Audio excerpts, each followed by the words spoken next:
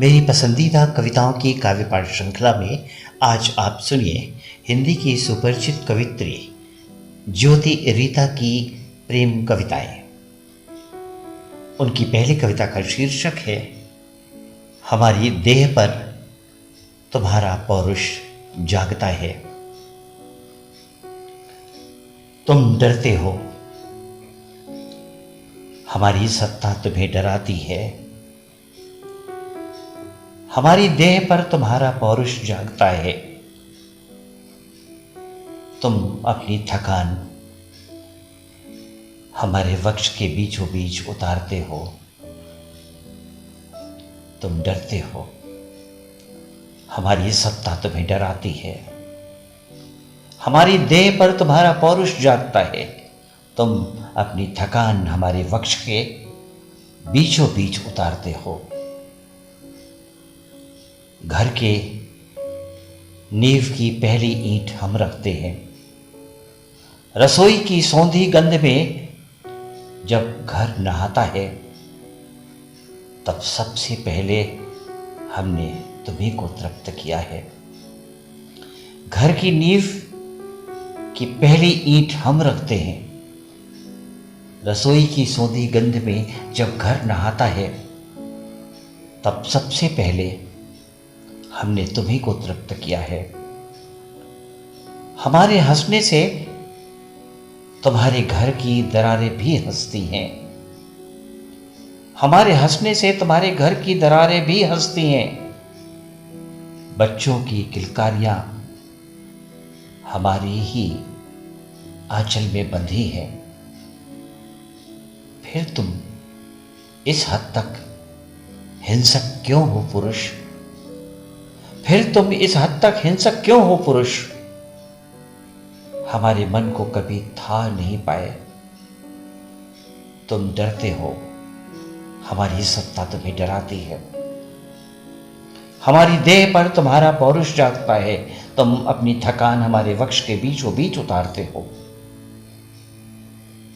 घर की रसोई की पहली ईंट हम रखते हैं। रसोई की सौंधी गंध में जब घर नहाता है, तब सबसे पहले हमने तुम्हीं को तृप्त किया है।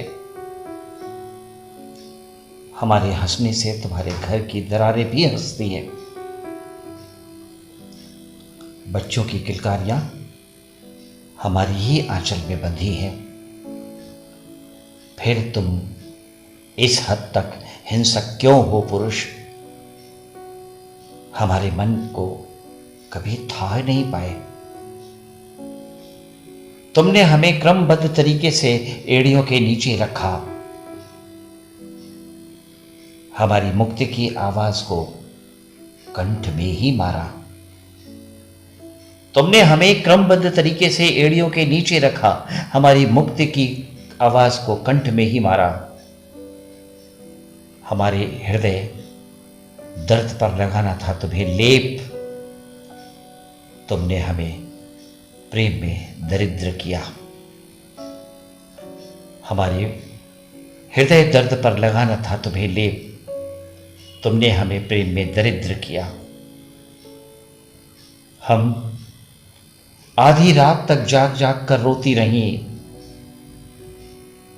पैर के अंगूठे से मिट्टी पर लिखती रहीं दाह कविताएं।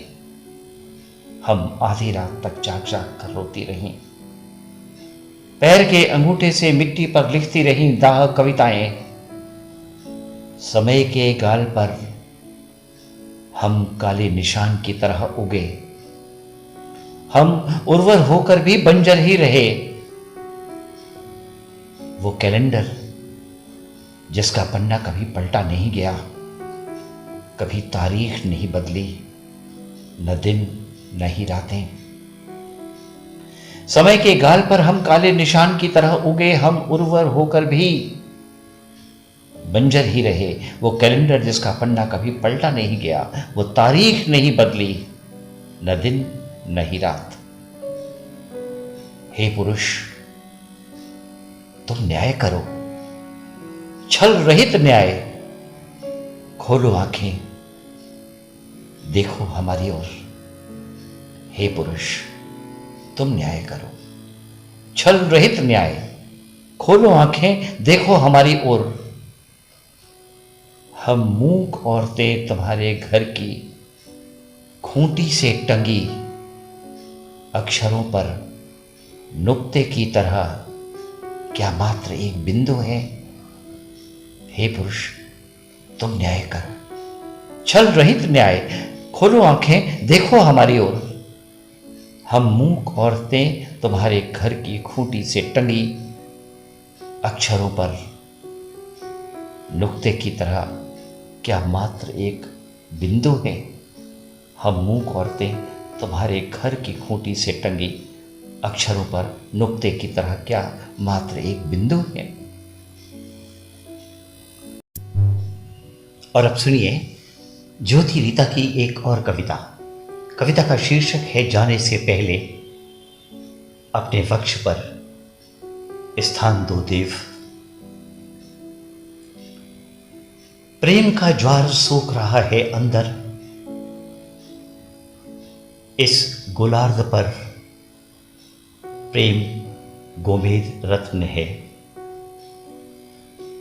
प्रेम का ज्वार सूख रहा है अंदर, इस गोलार्ध पर प्रेम गोमेद रत्न है। या कि गोपनीय उल्लास का कोई द्वार, जिससे होकर प्रेम गोशा फरमाता है। प्रेम का ज्वार सूख रहा है अंदर, इस गोलार्ध पर प्रेम गोमेद रत्न है। या कि गोपनीय उल्लास का कोई द्वार, जिससे होकर प्रेम गोशा फरमाता है। चित्त पट जिस करवट भी बैठो, चित्त पट जिस करवट भी बैठो, प्रेम आ लगता है पीठ से सटकर। वो सहलाता है पीठ, वो पीठ के भीत पर खेलता है चौसर। चित्तपट जिस करवट भी बैठो, चित्तपट जिस करवट भी बैठो, प्रेम आ लगता है पीठ से सटकर। वो सहलाता है पीठ, वो पीठ के भीत पर खेलता है चौसर।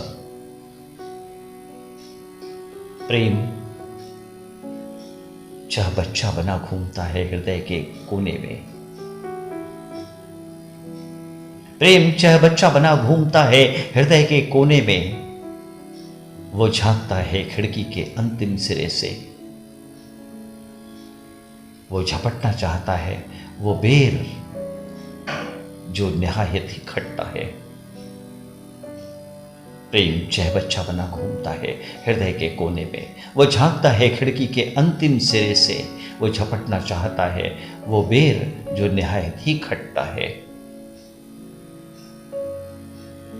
प्रेम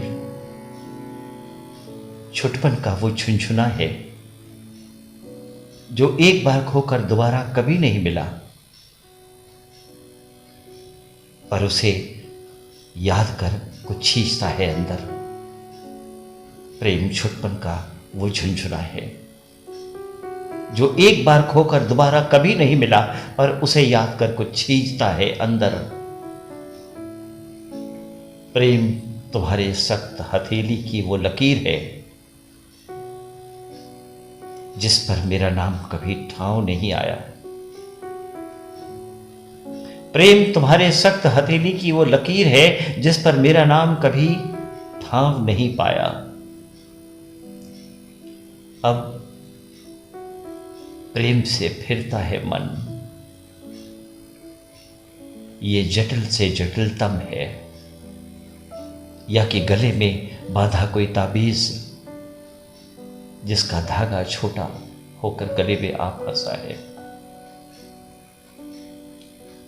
अब प्रेम से फिरता है मन, ये जटिल से जटिलतम है। या कि गले में बंधा कोई ताबीज जिसका धागा छोटा होकर गले में आ फंसा है। अब जनपद से उठने का समय हो गया है। लोग जा चुके हैं, अंतिम तैयारी मेरी है। अब जनपद से उठने का समय हो गया है। लोग जा चुके हैं, अंतिम तैयारी मेरी है। जाने से पहले अपने वक्ष पर स्थान दो वे, जाने से पहले अपने वक्ष पर स्थान दो देव। अब प्रेम से फिरता है मन, ये जटिल से जटिलतम है, या कि गले में बांधा कोई ताबीज जिसका धागा छोटा होकर गले में आ फंसा है। अब जनपद से उठने का समय हो गया है, लोग जा चुके हैं, अंतिम तैयारी मेरी है। जाने से पहले अपने वक्ष पर स्थान दो देव, जाने से पहले अपने वक्ष पर स्थान दो देव। और अब सुनिए ज्योति रीता की एक और कविता। कविता का शीर्षक है हम कीचड़ के कवि थे। हम राजधानी में बैठकर लिखने वाले लोग नहीं थे। हम घुटनों तक कीचड़ में धंसे लोग थे। हम धन रोपनी करते हुए लिख रहे थे कविता। हम राजधानी में बैठकर लिखने वाले लोग नहीं थे। हम घुटनों तक कीचड़ में धंसे लोग थे। हम धन रोपनी करते हुए लिख रहे थे कविता। गेहूं की भूरी बालियों को देखकर सिहर उठते थे। उसी वक्त आंखों के कोर से ढुलक आती थी कविता। गेहूं की भूरी बालियों को देखकर सिहर उठते थे। उसी वक्त आंखों के कोर से ढुलक आती थी कविता। सरसों के पीले फूल देखकर हमने पहली प्रेम कविता का स्वाद जाना। सरसों के पीले फूल देखकर हमने पहली प्रेम कविता का स्वाद जाना। जंगली फूलों ने कविताओं को सुगंधित किया। कांटों में सावधानी से उन्हें स्थापित होने सिखाया। सरसों के पीले फूल देखकर हमने पहली प्रेम कविता का स्वाद जाना। जंगली फूलों ने कविताओं को सुगंधित किया। कांटों में सावधानी से उन्हें स्थापित होना सिखाया। हम लकड़ी के चूल्हे पर पकने वाले भात थे। हम देगची में सीजने वाले दाल थे। हम आग पर पकाए गए आलू, मिर्च और एक चुटकी नमक थे। हम महाजन की दी हुई गाली थे। हम लकड़ी के चूल्हे पर पकने वाले भात थे। हम देगची में सीजने वाले दाल थे। हम आग पर पकाए गए आलू, मिर्च और एक चुटकी नमक थे। हम महाजन की दी हुई गाली थे। हमारे लिए कोई मंच नहीं था। मंच के नीचे हमारे लिए कभी कोई कुर्सी नहीं लगाई गई थी। हमारे लिए कोई मंच नहीं था। मंच के नीचे हमारे लिए कभी कोई कुर्सी नहीं लगाई गई थी। हम पंक्ति के आखिर में खड़े होकर सभ्य, शालीन, सलीकेदार कवियों से मजदूरों, दलितों, शोषितों पर कविताएं सुन रहे थे। हम पंक्ति के आखिर में खड़े होकर सभ्य, शालीन, सलीकेदार कवियों से मजदूरों, दलितों, शोषितों पर कविताएं सुन रहे थे। हम जेठ की दोपहरी में तपने वाले लोग थे। हम आषाढ़ की बारिश में भीगने वाले लोग थे। हम दान खैरात में आए लोग थे। हमारे हिस्से का सुख सोख लिया गया था। हम दुखों के पीछे भागते भागते धावत थे। हम जेठ की दोपहरी में तपने वाले लोग थे। हम आषाढ़ की बारिश में भीगने वाले लोग थे। हम दान खैरात में आए लोग थे। हमारे हिस्से का सुख सोख लिया था। हम दुखों के पीछे भागते धावत थे। हमारे माथे पर पहली पंक्ति मयस्सर नहीं थी। हम पंक्तियों के आखिर में खड़े होने वाले लोग थे। हमारे माथे पर पहली पंक्ति मयस्सर नहीं थी। हम पंक्तियों के आखिर में खड़े होने वाले लोग थे। हम असभ्य और अशिष्ट लोग थे। हमें तन भर कपड़ा जी भर खाना कभी नहीं मिला। मिले चित्रों पर हम रोज कविताएं लिख रहे थे। हम असभ्य और अशिष्ट लोग थे। हमें तन भर कपड़ा जी भर खाना कभी नहीं मिला। मिले चित्रों पर हम रोज कविताएं लिख रहे थे। हम 2 जून की रोटी मुहैया करते करते कविताएं लिख रहे थे। हम 2 जून की रोटी मुहैया करते करते कविताएं लिख रहे थे। एक बैल के मारे जाने पर उसकी जगह खेत जोतने वाले लोग थे। हम लगातार खेतों में खड़े होकर कविताएं लिख रहे थे। हम लगातार खेतों में खड़े होकर कविताएं लिख रहे थे। अब कविताएं पक चुकी हैं। अब कविताएं पक चुकी हैं। वो संसद पहुंचने के लिए तैयार है। वो संसद पहुंचने के लिए तैयार है। हमारे माथे पर पहली पंक्ति मयस्सर नहीं थी। हम पंक्तियों के आखिर में खड़े होने वाले लोग थे। हम दुखों के पीछे भागते धावत थे। हमारे हिस्से का सुख सोख लिया गया था। हम लगातार खेतों में खड़े होकर कविताएं लिख रहे थे। हम असभ्य और अशिष्ट लोग थे। अब कविताएं पक चुकी हैं।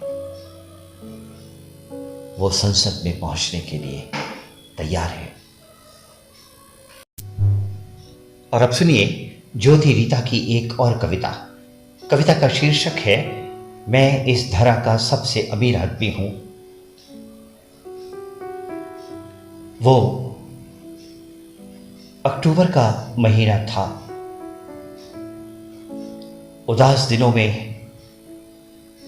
तुम जीवन में प्रवेश पाई थी हर श्रृंगार की तरह। वो अक्टूबर का महीना था। वो अक्टूबर का महीना था। उदास दिनों में तुम जीवन में प्रवेश पाई थी हर श्रृंगार की तरह। कितना पूर्णता भरा था वो दिन। कितना पूर्णता भरा था वो दिन। अरमान से भी ज्यादा मीठे सजोना चाहता था उन सारे पलों को, परंतु मुट्ठी भर में कहां समा पाता है। कितना पूर्णता भरा दिन था वो। अरमान से भी ज्यादा मीठे सजोना चाहता था उन सारे पलों को, परंतु मुट्ठी भर में कहां समा पाता है। किसी तरंग पर थिरकते से दिन, किसी काम में फल की तरह तुम मेरी हथेली में आई थी। जैसे मनोकामना से भरी टोकरी स्वीकार कर ली गई हो और मैं प्रसाद का अधिकारी। किसी तरंग पर थिरकते से दिन, किसी काम में फल की तरह तुम मेरी हथेली में आई थी। जैसे मनोकामना से भरी टोकरी स्वीकार कर ली गई हो और मैं प्रसाद का अधिकारी।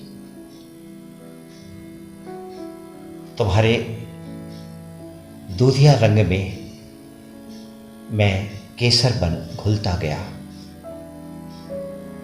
तुम्हारे दूधिया रंग में मैं केसर बन घुलता गया।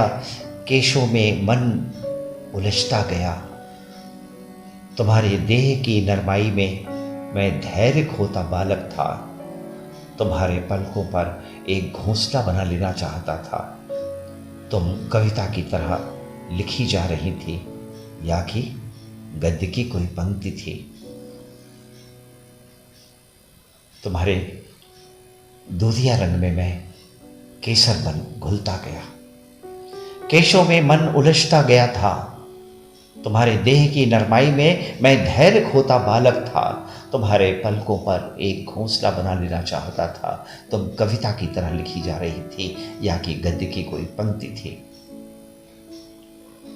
रात का दूसरा पहर बीतने को था, तुम मेरे करीब आई थी। जब थकान से भरकर मेरे कंधे का टेक लिया था, दायित्व बोझ से भरकर मैंने तुम्हारे ललाट को चूमा था। रात का दूसरा पहर बीतने को था, तुम मेरे करीब आई थी।